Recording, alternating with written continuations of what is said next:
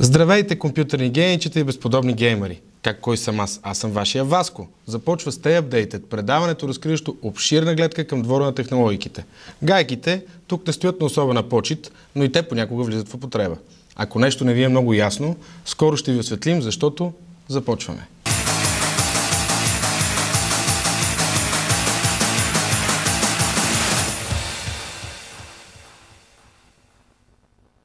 В нашата рубрика Digital Lifestyle ще представяме най-интересните хрумвания от дигиталния свят. Ще показваме горещи продукти, без които не можем и които разкриват нашия стил и нашата индивидуалност. В този контекст не мога да не отбележа, че при излизането на нова технология всички погледи са насочени към нея. Това се наблюдава и при мобилните компютри, където в момента аудиторията следи развитието на двуядрените Intel и AMD базирани преносими компютри.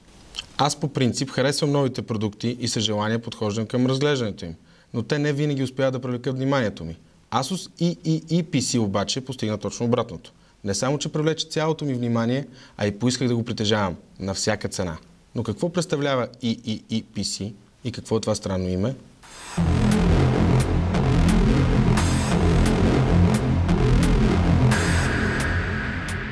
EEE-PC означава Easy to Learn, Easy to Work, Easy to Play. В превод лесно за научаване, лесно за работа, лесно за игра. Като реално една от основните идеи за създаването на този продукт е изключително лесната употреба на EEE-PC и възможностите за обучение, които предлага. Под обучение имайте предвид първите стъпки в научаването на това сложно нещо, наречено компютър. EEE-PC е направен така, че да може да се използва дори от деца, току-що тръгващи на училище. В сърцето на EEE-PC е заложен 800 МHz процесор Celeron Dothan от серията ULV ултра ниско захранващо напрежение, който при работа на режим на батерия понижава честотата си до 630 МHz. Ако си спомним колко добра производителност предлагаха преди само 2 години Dothan базираните преносими компютри, вероятно се досещате, че EEE-PC има повече от адекватен процесор, който работи при много ниска консумация. Странно, но факт. Оперативната памет може да бъде разширена до цели 2 ГБ чрез единичен SODIMM DDR2 модул.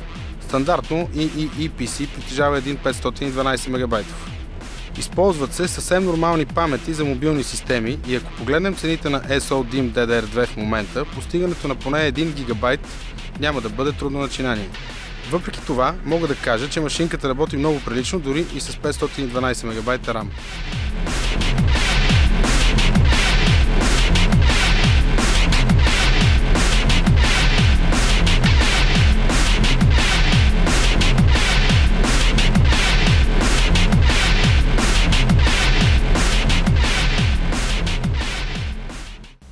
За финал оставих една от най-големите изненади. Ако след всичко това предполагате, че EEE-PC струва майка си и баща си, ще останете много изненадани, когато проверите колко точно е цената му.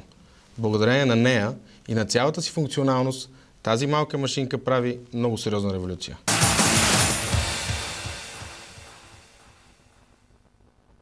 Пичовете от MSI демонстрираха на Cebit много интересни технологии. Една от тях се нарича Turbo Battery, която присъства в GX600, най-популярния геймърски лаптоп на MSI. Целта е ясна. Чрез натискане на специален бутон, наречен Turbo Battery, разбира се, моментално се преразпределя и оптимизира натоварването на лаптоп. Така се удължава времето, в което той може да издържи без да се презарежда. Идеално в случай, че около вас няма контакт, а искате да минете нивото или да превземете противниковата база, преди ноутбукът да угасне. Що се касае до анионите, идеята е адски шантава, но много готина. MSI са вградили мини-ионизатор, който подобно на ионизаторите при климатиците, подобрява чистотата, свежестта на въздуха и покачва работоспособността.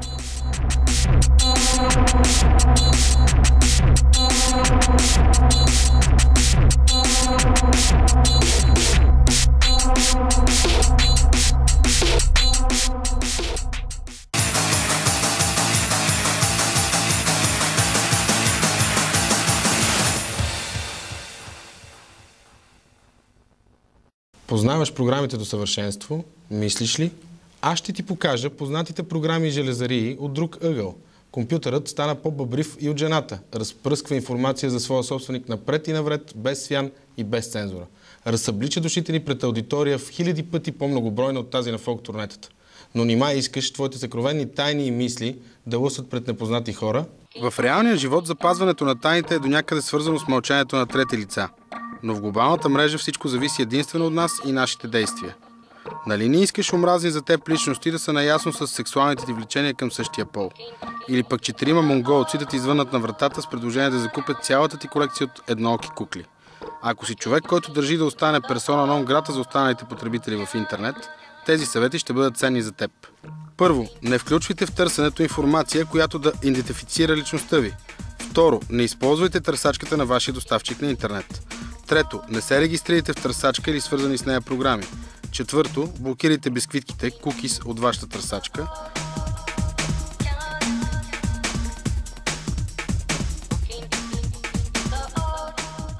Пето, променяйте IP адреса си.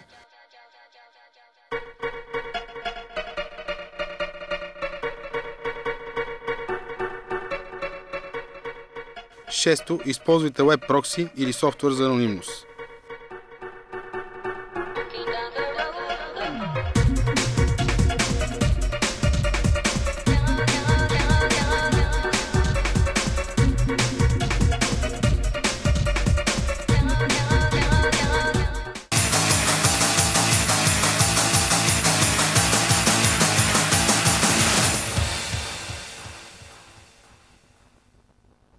Геймерията си е нещо като болест. Сега ще ви представим една интересна новина, свързана с една от най-очакваните игри.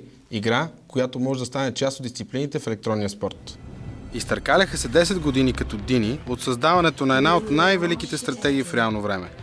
За тези години са се изиграли хиляди турнири, кои по-малки и по-неизвестни, кои на световно ниво. Някои атомни държави станаха дори по-известни със своето микро и макро ниво на игра. Лиги, отбори, кланове. Все инструменти на интернет организацията, която несъмнено е на много високо ниво. Затова с нетърпение чакаме втората част на играта. Какво ниво на развитие е достигнал StarCraft 2? Каква част от него ще се включи в финалната версия?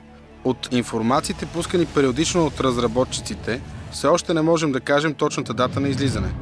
Но от тази информация ни става ясно, че в Battle.net ни очакват огромни промени. Освен това, Кериган ще е уникална единица, с която ще можем да играем само в синглплеер. В момента втората част на играта се разработва от цели 12 разработчици, които постоянно играят и търсят баланс в играта. Хора, специализирали в процеса на правене на карти на Warcraft 2, също участват в балансирането. Заразяването още е в процес на тестване. Тъй като в предната част изкуственият интелект не беше на особено голямо ниво, сега разработчиците работят по ИИ в момента. Не можем да кажем как ще изглежда играта накрая, всичко се изгражда тепърва. Зергите не могат да прескачат прегради, но ще си имат нидус червии. От днес нататък и 3 раси са обявени. Всяка от тях си има предимства и недостатъци. Оставяме ги да бъдат открити от играчите. Очакваме още инфо в скоро време.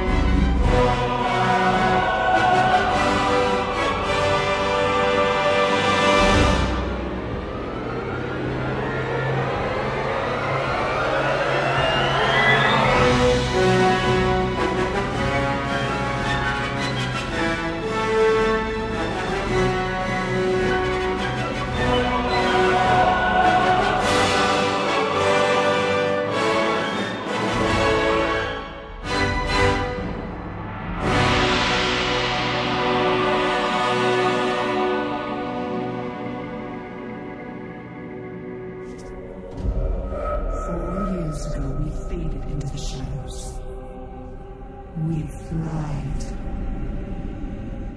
We evolved. Now the time has come for us to step back into light.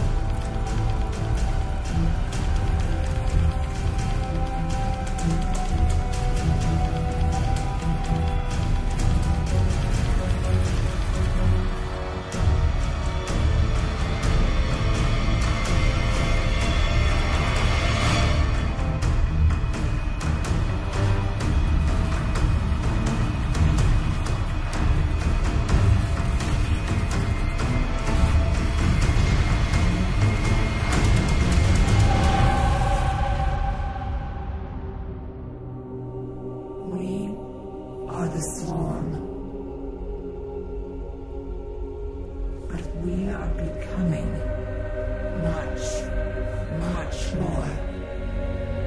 For the final diagnosis has only just begun.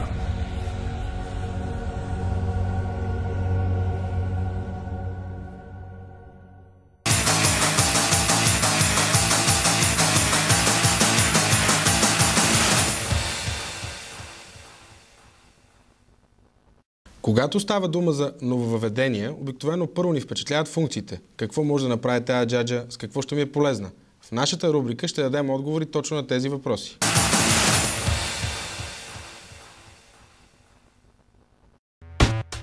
Какво се случва, когато LG решат да комбинират визията и чара на своя Prada телефон с бизнес функции и екстри на професионален PDA? Отговорът – това е LG KS20. Идеален модел за всяко егоцентрично юпи, изчистен, но и изискан дизайн без никакви, точно така, никакви клавиши. Шега няма. KS20 разчита единствено на сензорен дисплей. Хубавото в случая е, че той е оптимизиран за работа с пръсти и не е нужно всеки път да ползвате стилуса, за да въвеждате номера или да пишете SMS, примерно. KS20 пристига с Windows Mobile 6.0 като операционна система с вграден MS Office Mobile, плюс една дозина помощни и полезни програмки, включително и такава, която разпознава ръкописен текст. Какво още? Ами 2-мегапикселова камера с хубава оптика, запис на видео, вграден MP3 плеер, игри, мелодии и най-важното 3G поддръжка на HD SPA за високоскоростен достъп до интернет.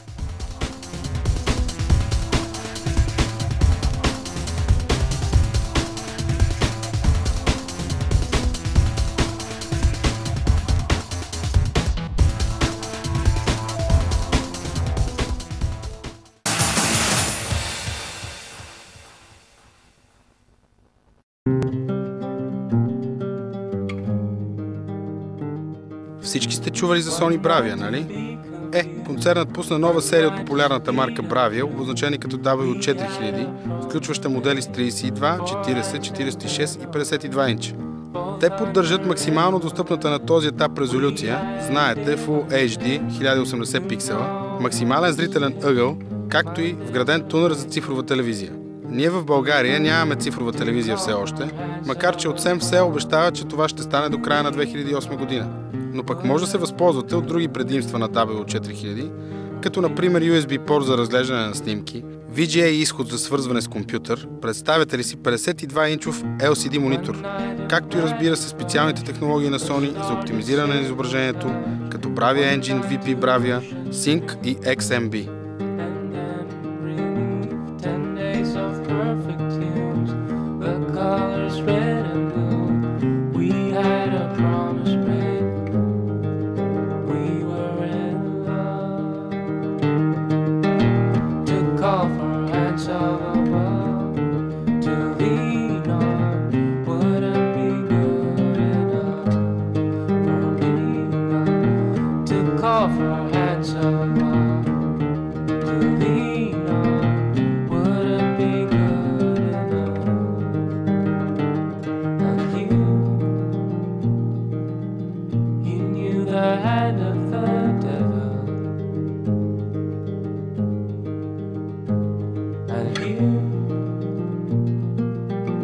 Kept us awake with false teeth, sharing different heartbeats in one life.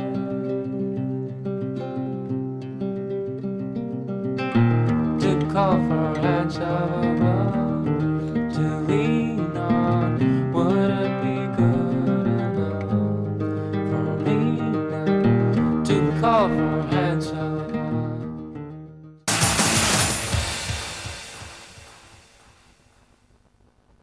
Стерео веб камера HP представи много интересна веб камера с особена форма и доста впечатляващи параметри. Да не вярваш просто, тя разполага с микрофон и стереоговорителчета за произвеждане на качествен разговор. Може да се завърта, накланя и дори прибира във формата на кутийка. Това, което е най-шашаво, е, че тази мъничка веб камера разполага с 3 мегапикселов сензор с автоматичен фокус, може да записва видео в High Definition режим, както и да прави 12 мегапикселови снимки. С лека софтуерна интерполация, разбира се, но нека и е простено.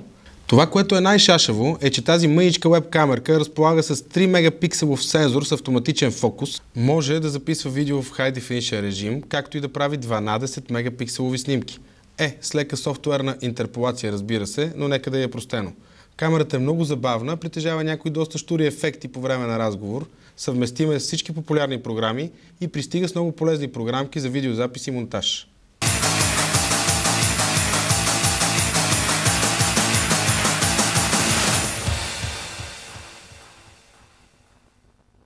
В тази рубрика ще представяме най-интересните места в мрежата, които сме посетили. За начало съм ви подготвил едно интересно сайтче на автомобилна тематика, което не претендира да е комерциално и това му е хубавото.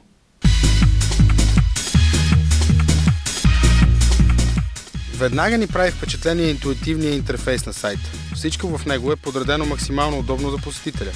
Малко дразни главата на сайта с меко казано странното си решение за оформление, но да видим. Интересно е, че новините се апдейтват всеки ден и са винаги пресни. Можем да намерим доста полезна информация в разделите нови модели, концепции, секретно и автосалон. Интересен сайт, особено за автомобилистите.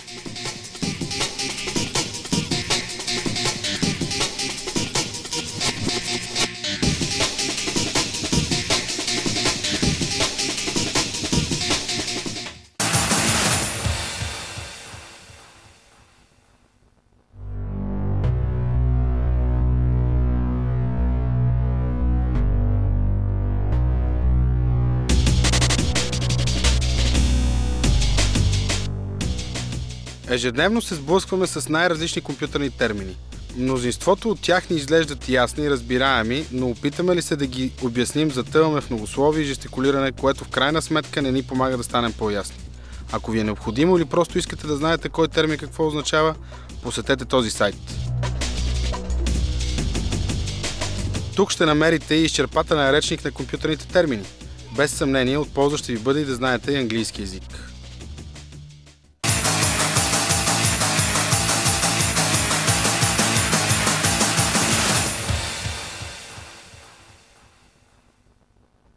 Сега пък е време да се срещнем с хората от улицата, които ще отронят по някоя дума пред нашия репортер Коко.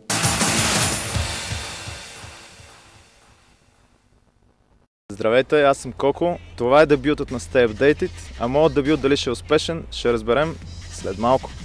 Компютър, че имаш ли вкъщи? Не, сина ми има и че внучките ми работят на компютър. Да. Не, нямам. Нищо нямам. Да. Да? За съжаление, малко избягвам от напредналата техника, защото не искам така да ме безпокоят много отвънка, аз да се занимавам с изкуство. Живота като цяло е един филм. Втори дубъл в живота няма. И просто обичам да съм малко така вкъщи по-настрана. А при възможност и финансова ще си купя някои неща. Имам, но с много стар модел и как да ви кажа, аз наскоро съм изкарала курсовите за компютри, макар че съм на такава възраст. Имам. Налага се. В днешно време без интернет не може. А за какво най-често го използвате? Ами за информация. През Google и цялата мрежа, целият свят е за тебе. Не мога да се добера до него. Си да го използва най-вече. За си чата общо взето. С игри не се занимавам много от отдавна. Приключил съм. За игра, за работа. За доброта. И съм много навътре в нещата. Информация преди разговори. 70-та година с компютъри, така че стационарните и сега тези. Използвам го, просто професията ми била такава, че използвам го за моделиране. Аз съм по Майкъл Джексън, аз много умея да го играем.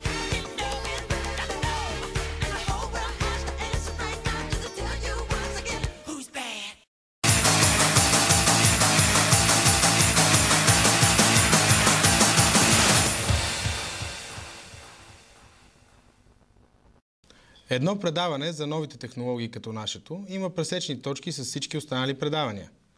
Оставям ви да размишлявате върху това, кои са другите. Аз съм Васко, а вие бяхте с тази седмичното издание на Stay Updated. Територията запазена за всичко свежо и практично от технологичния свят. Stay Updated призовава, нека запазим ръкостискането за реалния живот. Поздрави на най-търсените за ръкостискане днес Лазар и производните му. Гледайте ни следващата седмица от 16 часа по телевизия Евроком. И не забравяйте, утре е Цветница.